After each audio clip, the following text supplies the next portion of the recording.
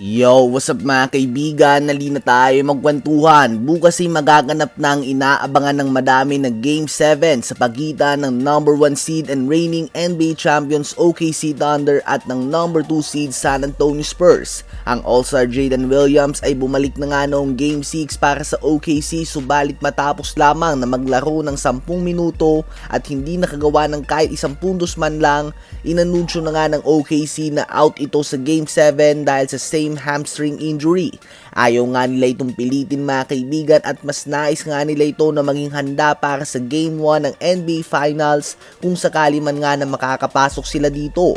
Ilan sa mga dapat abangan dito ay si SGA at ang kanyang field goal percentage. Very efficient player nga si SGA. Siya nga ang tanging guard sa NBA history na nakapag-average ng mahigit 30 points per game on more than 55% shooting sa field noong regular season.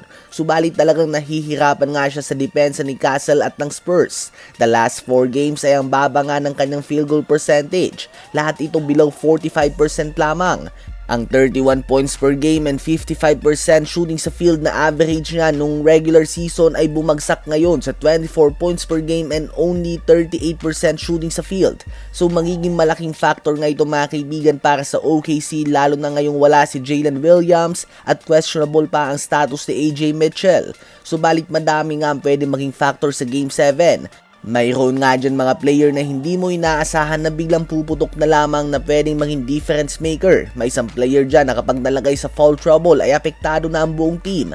Napakadami nga pwedeng maging factor. Ngunit isa pang dapat tutukan dito ay ang bench scoring. Tuwing gumagawa si Dylan Harper ng 15 points o higit pa ay halos pwede na ang ilistam panalo sa Spurs. Subalit ganun din nga ang kaso kay Alex Caruso na medyo mainit nga sa 3 points sa series na ito. Malaking factor nga sa series na itong bench scoring at madalas nga kung sinong may mas mataas na bench scoring ay madalas na nagwawagi sa game.